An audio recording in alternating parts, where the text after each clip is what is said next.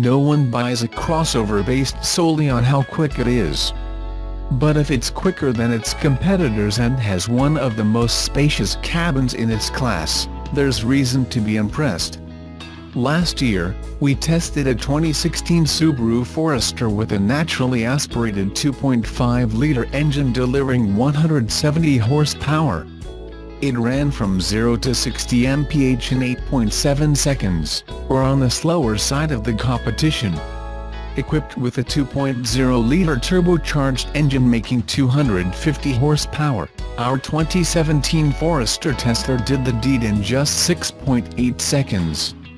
Essentially, it creamed four-cylinder competitors we've tested in the past few years, including other models with similar power outputs such as the 2017 Ford Escape EcoBoost AWD, which clocked a time of 7.3 seconds, and the 2017 Kia Sportage SX Turbo AWD, which hit the mark in 8.1 seconds. The Forester left other big players in the dust, such as the 2016.5 Mazda CX-5 AWD, the 2017 Honda CR-V AWD, and the 2016 Toyota RAV4 AWD. It even matched the time of a V6-powered 2016 Jeep Cherokee, producing an additional 20 horsepower. Although quick, it's unlikely you'll want to unleash all of the Forester's power at once. Punch it, and you'll hear a harsh, laboring engine noise you won't want to repeat. In everyday driving, the Forester exhibits an aggressive initial throttle response, though it's not quite as jumpy as the one on the naturally aspirated model. I had a difficult time adjusting to the Forester's startup feel even after a few days with the vehicle. The Forester benefits from a controlled body and handles corners with poise. But the suspension transmits the feeling of every small groove in the road, making the Forester a bit chattery. For the 2017 model year, Subaru installed thicker door glass and new door seals to improve cabin insulation, and it worked. Wind noise is no longer a problem like it was on the 2016 Forester we tested. Also part of the model refresh, the 2017 Subaru Forester receives a quicker gear ratio in the steering to improve handling. Still, most of the updates to the Forester 2.0 XT involve trim and technology. Subaru's EyeSight safety system receives new features and uses new color cameras that provide a wider and longer field of vision. High beam assist and steering responsive headlights are other new options. Inside the cabin, the Forester receives a heated steering wheel for the first time, standard on our tester. Touring models are available with new saddle brown interior upholstery, which looks and feels expensive. In fact, we thought our $36,765 tester offered quite a bit of value, with niceties such as a power rear gate with height memory, heated front seats, available navigation, plus the available EyeSight system with pre-collision braking, lane keep assist, adaptive cruise control, and other capabilities. One of my favorite features is an alert that beeps when the vehicle in front has moved at a fresh green light. Minor nips and tucks haven't brought the Forester to modernity. Despite the refresh, it feels outdated, thanks to the awkward dual-screen setup and ancient analog instrument cluster. The optional 7.0-inch touchscreen, new for 2016, works well but has older-looking graphics. All the technology in the world can't make up for cramped quarters, which is why we'll give the Forester a pass when it comes to its slightly older cabin. With plenty of seat room even for tall passengers and a maximum of 68.5 cubic feet of cargo space, the Forester 2.0 XT delivers on one of the most important values held by the crossover segment. Surfboards and a family's worth of suitcases are no match for the spacious Forester. This thing isn't designed like a box for nothing. Unfettered by bulky pillars and swoopy lines, drivers can see more glass and less sheet metal around them while enjoying plenty of headroom.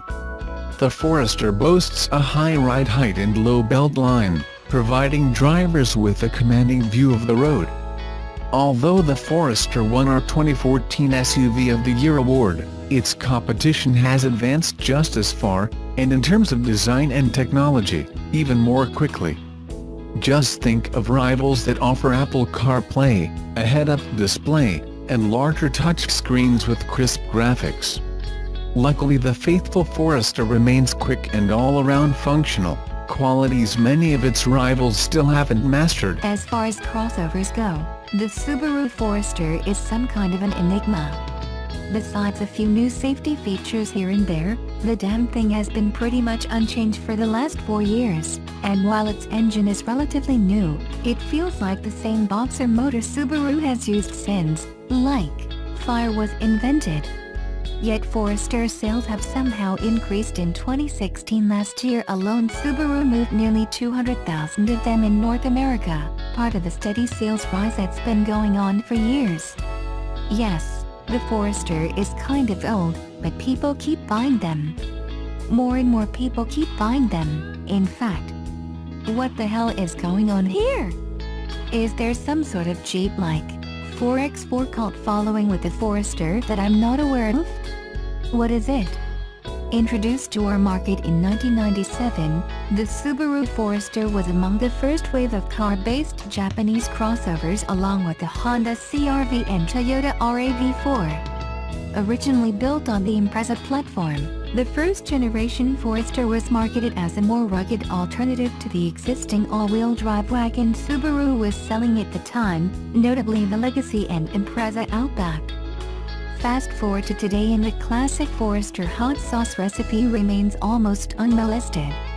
It's still running on Impreza hardware and still looks very vertically challenged. Power is claimed at 170 horsepower and 174 pounds-ft of torque. That's a whole 5 horsepower more than the original Forester from 20 years ago. Wow! Subaru will sell you a turbo-powered Forester, called the XT. It uses essentially the same 2.0-liter turbo as in the Impreza WRX. That one, according to Subaru, is good for 250 horsepower. Of course, all Foresters send their power to the wheels through Subaru's acclaimed symmetrical all-wheel drive system. That power is transferred via a CVT, yawn, like my Tester, or a 6-speed manual, but only for entry-level models such as the 2.5i and 2.5i Premium, touring in Canada. So no, you can't get your Turbo Forester with 3 pedals, which sucks. But an all-wheel drive manual crossover in this day and age is very rare, so the fact that Subaru even offers the option is seriously cool. What does it matter? People are buying a shitload of crossovers now. If you're not marketing some sort of jacked-up, all-wheel drive contraption with an abundance of cargo space these days, you're not in the car business. Period. You and I may think the WRX STI is the most important vehicle in Subaru's lineup, but it's really not. This guy is. So, Subaru has been selling quite a lot of these. In 2016, the Forester ended up in 178,593 US driveways and 13,798 in Canada. That's a lot of Foresters, especially for a small and mostly independent car maker like Subaru. While still not even close to the Honda and Toyota juggernauts, Subaru's crossover is the 9th most sold SUV in America, ahead of the Jeep Wrangler and Mazda CX-5. Playing catch up. Now, for a utility vehicle to matter in this day and age, it must not only deliver on the basics of utility, all-weather capability, and value, but also stand out from the crowd by offering truly unique features such as funky styling, innovative and efficient Drivetrains, or an abundance of standard tech. About the Forester's Drivetrain, it's both its biggest flaw and most outstanding feature. Yes, this has a boxer motor, like all Subarus, and yes, it's the same 2.5-liter that's been powering everything in their lineup for the past decade. Subaru did replace the EJ25 for the FB25, but the specs haven't changed all that much. It's also the one that somehow magically implodes when it reaches 100,000 miles. To Subaru's credit, the Boxer AWD formula remains brilliant. While carmakers are throwing all the technology they can at their all-wheel drive systems to make sure young families don't fall off a cliff in their crossover, none of them will ever match the low center of gravity of a horizontally opposed engine. And that's what the Forester has its competition totally curb-stomped. On the road, thanks to the Drivetrain's excellent weight distribution, all Subarus feel solidly planted to the ground, as if they were glued to the pavement, or whatever surface they're riding on. This means that although the Forester is top-heavy, there's virtually no body roll. It's confidence-inspiring. In other words, you can drive it like a little car, hitting corners quickly, turning in sharply, and be somewhat spirited behind the wheel. Unfortunately, this is old news. We've been hearing about Subaru's magical system since Britney Spears was in the Mickey Mouse Club. And that engine is crude, unrefined, and slow. What's up with those power figures? Is that really the best you could pull out of that 2.5-liter over a 20-year span, Subaru? The 2017 Honda CR-V, on the other hand, can be powered by an all-new, very efficient, supremely quiet, and punchy, 190 horsepower, direct injection 1.5-liter turbo 4 for the same price as this. Also, the acceleration in the Forester, especially with the CVT, is downright awful, 8.6 seconds according to Car and Driver. Even the most boring of boring crossovers, the Toyota RAV4, is faster off the line. Erg. So as far as being all innovative and new, the Forester's engine is a big no. X-Mode is for off-roading, they say. The 2017 Subaru Forester is equipped with an X-Mode function, apparently to give it some serious off-road capability. The feature is only available on Foresters equipped with the CVT, go figure. While not a full differential lock 4x4 system like what you get in a Jeep Cherokee Trailhawk, the Forester's traction management system is still refreshingly clever. X-Mode can only be engaged at speeds below 25 mph. When activated, the system automatically fiddles with engine throttle, transmission gearing, and electronic stability control to increase traction. It also adds a hell decent feature. But the coolest thing about X-Mode is that it raises the front-rear coupling force of the differentials, allowing the engine's power to be more evenly spread out to all four wheels. It basically mimics a locking diff setup. It's really clever and geeky. And it actually works. I took my Forester through some rather rough dirt roads, with steep inclinations, thick mud, sand, and rocks. It crawled its way out, no sweat. In many ways, this reminded me of my 1995 Suzuki Sidekick, which had full locking hubs and all. So yes, the Subaru Forester does the occasional off-roading stuff better than most vehicles in its class. Disappointments. As a CVT, it's a good system, thanks to a simulated step gear system that actually gives off the impression that it's, shifting. But it still heavily kills any soul the Forester has left, and when combined with that rumbling flat 4, the entire Drivetrain drones throughout the cabin, as if the Forester is unhappy to even exist. Did I mention how slow this thing is? God, it's slow. Then, there's the odd, and seriously annoying jerkiness of the electronic throttle. You really need to give it a strong jab for the car to actually start moving, which inevitably causes it to lurch ahead furiously, making you look like a mad drunk driver at an intersection. It's all or nothing with the Forester. You're either giving it too much throttle, or not enough. And that can become very annoying, very quickly. Build quality is good, but materials feel low-grade. The entire cabin is plastic intensive, and not particularly that attractive. Let's call it functional. Finally, the Forester's infotainment system lacks all the recent connectivity features such as Android Auto and Apple CarPlay, features that are now standard in a base Honda Civic. Casual driving.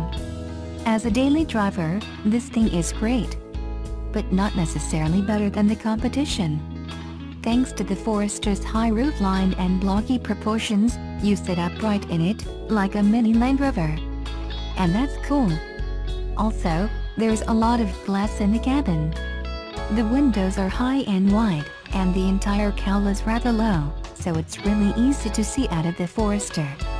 It's easy to park, being compact and all, and fuel economy is up there at 28 mpg combined. Finally, rear leg and headroom is massive, seats are comfortable enough, and cargo space is rather good.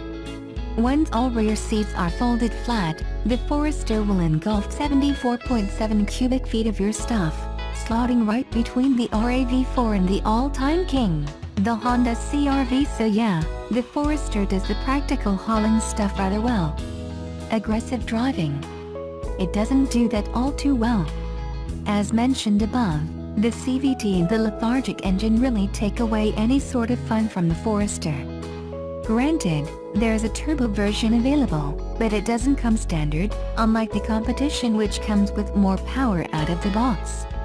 Also, although this thing exhibits impeccable road manners due to its drivetrain and all, it still feels less sophisticated than the more recent, fresher offerings in the segment, like the CR-V or Mazda CX-5. As far as performance goes, the Forester still feels like 1997.